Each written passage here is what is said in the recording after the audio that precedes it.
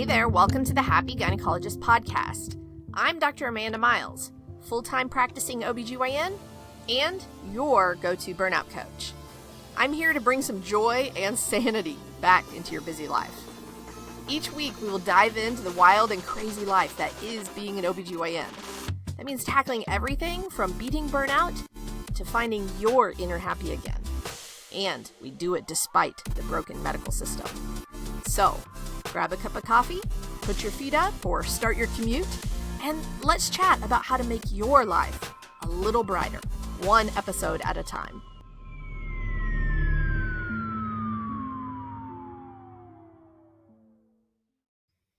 Hey y'all, welcome back to the Happy Gynecologist, episode number 243, Over Responsibility, aka the problem. All right, my friends. So get ready for this episode because you are going to want to take notes. I promise. This is such a powerful concept and it can help you create such a powerful shift in your life because once you start to see this in your life, you are not going to be able to stop seeing it everywhere. And I know that on this podcast, we have talked about all the different ways that medicine creates burnout, right? And we have often talked about how it creates burnout by teaching OBGYNs and doctors that their worth and their value is not just inherent. It teaches us that our value is conditional and that we must meet certain criteria to be valuable, to be good, to be well-liked, to be enough. And I think that that is a major element when it comes to addressing burnout, because this is something that so many of us have been conditioned to function through this lens. And this starts very early on in our medical lives, right? We are trying to get into medical school. We are trying to achieve all the honors and be in all the clubs. And so we want to do all the things so we can be viewed as good enough to get in. And then that continues throughout med school, throughout our rotations, throughout the match process. Remember back on that. How badly do we want to be seen as good enough to match with the program that we wanted? Or the specialty that we wanted, maybe OBGYN wasn't your first specialty, or maybe it took you a different route to get here, right? Or maybe you're one of our listeners that is a different specialty. And so just think about how often in our lives we have really centered our self-worth and our value on what other people think and our achievements and just trying to look like we are good enough, right? Trying to appear to others, be accepted by others as good enough. Because I think that so much of what physicians experience stem from this belief that our self-worth is conditional rather than unconditional, right? If we achieve XYZ, then we're good enough, right? Like if we get straight A's, if we pass boards, if we do 100 cases on the robot, if we make partner, et cetera, right? And this is also a reflection of our relationship with ourselves, being conditional on living up to medicine and society's expectations. Okay. So inherently we start to internalize this belief that we can only treat ourselves nice, or we can only be nice to ourselves or accept ourselves if we live up to these conditions, these social expectations that medicine has set or that society has set for us. If we live up to these impossible standards that medicine has programmed into our heads, then we can be nice to ourselves, right? And even when we do temporarily achieve these things, unfortunately, often we still don't feel good about ourselves, right? It's a very tough relationship with ourselves that can also really lead into burnout. And it's this really deep moral injury that medicine inflicts on physicians, which then leads to burnout. And so it's almost the sense of we have to, seem perfect to others, but also we're like chasing this ever present, goal of being perfect, but we can't ever achieve that, right? And so we chase that for not only for others but for ourselves. And so much of burnout is and the work that we do around it, okay, like in the Happy Gynecologist group, right? In the work that we do to recover from burnout, so much of that work is teaching doctors how to create a relationship with themselves that's not conditional, that is not dependent upon what other people think, that is not dependent upon achieving this thing, it is not dependent upon if we, are good enough, or we do enough, or we achieve enough, or we are perfect, right? And so because we have to work on that part.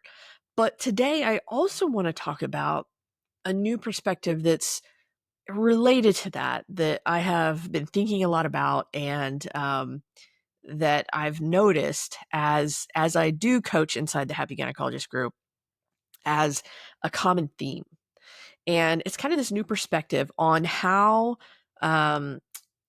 this really manifests in our lives as OBGYNs or as doctors. And it's a new angle on what it is that medicine teaches us to believe that then leads to burnout. Okay, because burnout comes, we know, I've talked about it a ton. Burnout comes from like this chronic state of fight or flight mode that we kind of get stuck in. Our brain rewires to that. And there are things that can lead to burnout. And one of those things is burnout beliefs. And so the beliefs that we have, which are just automatic thoughts that we've been taught by repetition or by society or by the system that we live in, such as medicine, those are the things that lead us to burnout. And so what I think that it's important to do is just really dissect this over and over in all the ways, so we can really focus on all the facets of burnout and really try and beat it from all the different ways.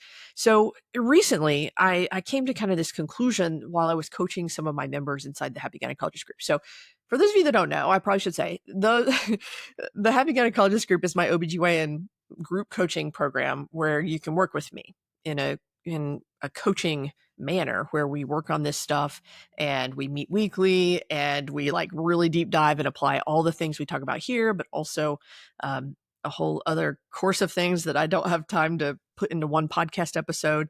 And we apply it to your life to really make strides on burnout and reaching your goals and really just finding you're happy again. And anyway, in one of these calls that we have a weekly coaching call on Zoom. And I had one of these calls where my group members, they all got coached on different aspects of OBGYN life. But after I finished the call, I was sitting there and just reflecting. And what I noticed was that there was kind of this common theme throughout each of those calls. And so sometimes that just happens coincidentally, right?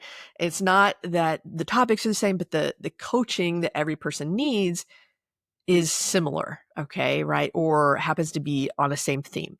And as I was coaching each one of them, I started to see a thread running through the whole call of what was going on. And each of them was feeling some anxiety or guilt or shame, or maybe all three, about something that they were trying to control, yet failing to control, because it was something they couldn't control, right? And I think all of us can relate to that, right? Having a lot of feelings about trying to control the uncontrollable. And they were, each of them, as I reflected back, really trying to take responsibility for so many things that were not their responsibility. And that is when I started to realize that the core pattern that shows up in every physician I've ever coached is this: it is over responsibility. And this concept of over responsibility, I think, is like a whole new can of worms that I've either uncovered or realized or come to know is a factor in leading to burnout. And what I mean by this is that medicine teaches us lots of things, right? But one of those messages that we get over and over is that we are responsible for everything, right? We are responsible for our patients' outcomes, no matter what, no matter their genetics, their comorbidities, their risk factors, their noncompliance, right? We aren't taught that in the beginning, but over time, we take that responsibility onto our shoulders. We become responsible for both avoiding shoulder dystocia and having a low C-section rate, right? We become responsible for what happens to a patient post-op, no matter what they go home and do, whether they're doing things they said, that we said are off, off the books for a while, right? Or off limits. Or maybe they go home and they don't have any activity at all and they get a DVT. And so we're responsible for what happens to them even then, right? We become responsible for these outrageous things like lowering the maternal mortality rate, but then we're given less and less and less resources to even take good care of women, right? And we're responsible for it all. It all comes to rest on our shoulders. And in some states, it's like this rests on our shoulders until, the child that we delivered is an adult, right? Legally speaking, right? And so not only, I think, does that come from the medical legal system, but I do think that it comes from something that just medicine teaches us, and also maybe even society teaches us as physicians, right? That we need to, be perfect and do everything to keep everybody well and happy, no matter what. And I think that this also spills over into the rest of our lives, right? We have the responsibility to be the perfect parent, or we're going to ruin our kids, right? Or we are responsible for keeping other people happy with us. Maybe that's a family member, or maybe that's, people in our lives at book club or church or whatever activities you're into. We are responsible for creating memories for our family, or creating the magic. We're responsible for managing our house and making sure that it looks a certain way that better be perfect, even though you have 3 little tornadoes of kids running through it every day, right? And some of us find that kind of illusion of control very, very invigorating, or very satisfying, maybe. We have this, believe, we like to believe that we can control everything and that we get a lot accomplished that way. But then we have a very hard time when we encounter something that we can't control.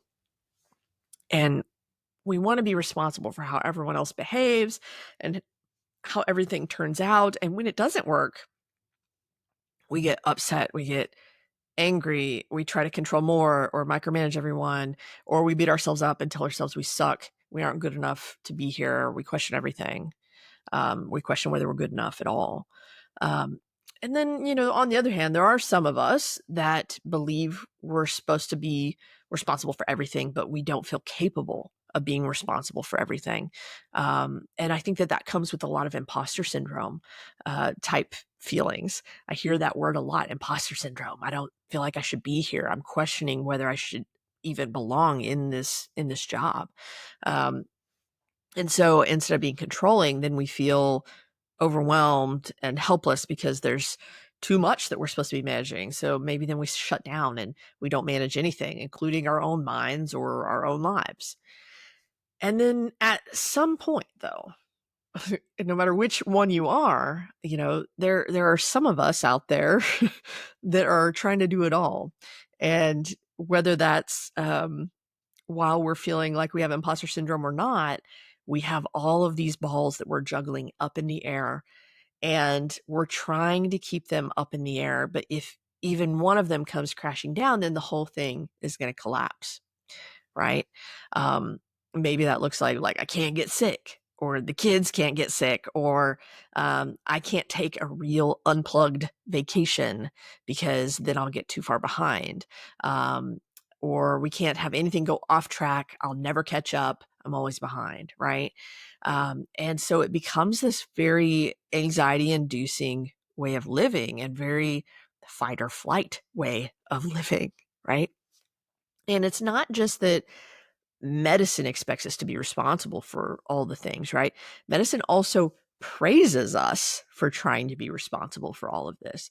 Like we get praised for being the team player and taking on more. We get praised for saying yes to everything. We get praised for picking up that call shift for the partner that was out for surgery.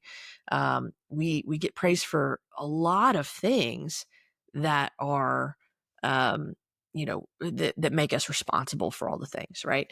And so think about too, like how many physicians are praised at their funerals for being selfless doctors who always put their patients' needs first, or always took care of their patients first, right? We get praise for always putting other people, and not just their needs, but also their desires, their inclinations, even just their whims or preferences first before our needs, our wants, our whims and preferences, right? Our authentic selves. We get praised for smashing all of that down and putting others first. Okay. So think about, for example, online reviews, right? We are treated like we're responsible for how our patient felt while they're sitting in the crowded waiting room, or how our patient felt when they got the worst news of their life, right? We are held responsible by having these press gaining reviews, right? And that's what medicine tells us, at least, right? That's what we are trained to believe. That's what medicine wants us to believe. That's what society wants us to believe, right? We need to have good press ganies. So we are responsible for making our patient happy with not only our care, but how they felt on that day, right? Or we're responsible for whether they felt the person rooming them listened to them, or we're responsible for how easily they felt the phone got picked up when they tried to contact us, right? Like that's put on our shoulders. We're held to this impossible standard that we can't achieve. And that's perfection, but also to the preference of each individual human that we interact with throughout the day, right? So another example, think back to residency. We had to learn the preferences for every single attending. And that was just kind of part of it, right? And that was, we didn't think anything of it maybe then, but like we were responsible for making sure their card was pulled right, or that everything was right for this case, or everything was in the HMP correctly for them, because they like to see it with the ultrasound in this place of the HMP, not down low, whatever it was. We had I had an attending, and I'm sure everybody has stories like this. I had an attending who would get upset if they didn't pull his card perfectly. And it wasn't very often that happened, because the script techs are always on their A game. But if something happened, it wasn't pulled perfectly and already laid out, then it came, to rest on my shoulders, right? And so, so then I found myself going into the case and like running through the card and like, because we had a copy of their cards and like their preferences, right? And like having everything like, hey, you need to roll the lap bombs like this, or you need to have the sponge sticks. They need to be folded not like that, but like this in thirds, and they have to be really tight. And like it's ridiculous that we just really embody that. And looking back, I can see that, but in that moment, that was part of the job. That's part of the game. That's part of what we had to do to succeed. And so that was part of it. And that's of course fine. Like we do it. We're good at it. I can kick ass at telling the scrub tech what each attending likes their sponge sticks to look like, which is ridiculous, I think, sometimes. But looking now, I think it's ridiculous, right? But like what that does to us is that is a wiring of our brain, right? That is a thing that we are taught. Our brain learns that we have to keep this person happy so we can succeed, right? And so it's not only the patients that we're trying to keep happy, it's also our superiors or the people we work with, or, the nurses, and we would do things their way to try and make them happy, and we would do that tirelessly, right? But we can't be responsible for keeping other people happy, right? Um, I had another example is I had a patient that I think it was about a year ago, and I may have told this story on here once, I think, but if not, here it is again, I guess, if it is. I was introducing myself to this newly pregnant couple, right? They're at their new OB appointment. They just had their ultrasound. I'm meeting them for the first time, and I'm shaking their hands. And the patient's baby daddy tells me that, like, he tells me I was too much and I should really tone it down. Like, he said that, like, straight, like, to my face, right? Like, right as I'm starting this 9-month relationship with this couple at the very beginning of this pregnancy, I'm like shaking their hands. And that's the first thing this dad tells me. Yet on the other side, I've had another patient leave a review that I wasn't as personable as their previous doctor of 25 years because I didn't ask about each of their 7 kids and who knows how many grandkids, which clearly meant to this patient that I didn't want to have anything to to do with her or to get to know her at all. And she gave me a terrible review. And so these things, they struck a nerve at first, right? And that's why I've had to do a lot of work on patient reviews. And that's why we have some podcasts over that. But in that moment, in comparing those two, like, even if I was to be the quote unquote perfect amount of personable for the first patient, right? Like, if I show up in their view as perfect for the first patient, and then that second patient, I do the same thing, like, no way would they have agreed. I would still only get, I still would maybe even get one of them to write a good review, right? There's no way that I can keep every individual happy without sacrificing myself and my authenticity, right? I can't, tone it down and be more personable, right? So what we are encouraged to do is just this over functioning for everyone around us, and we are praised for it, and we are given gold stars and A pluses for it. And what's the result if we actually achieve that? Like, then we're just fucking exhausted, right? Because whenever we are trying to keep other people happy, we are then sacrificing our authenticity, which is really exhausting. And yeah, like, there's this physical exhaustion from some of this as well. Like, we have the daily stressors of life and, dealing with tough cases.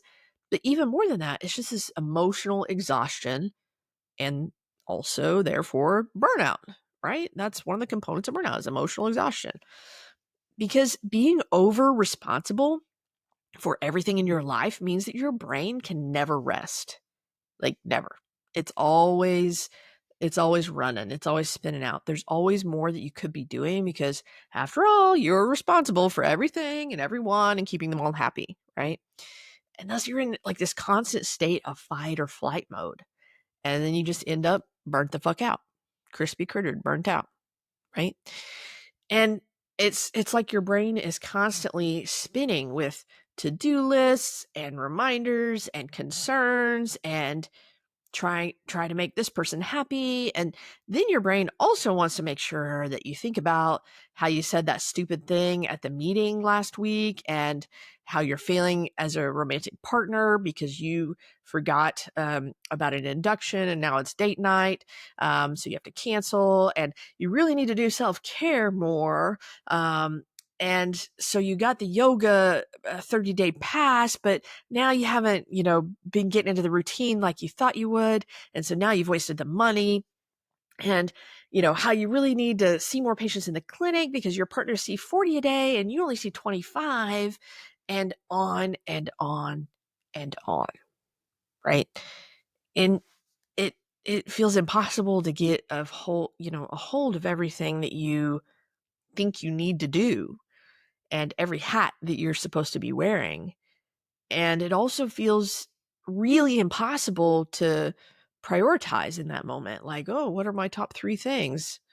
Amanda always tells me I got to prioritize and just address the most important things. It's impossible whenever you're in this mode of taking on the responsibility of everything, right?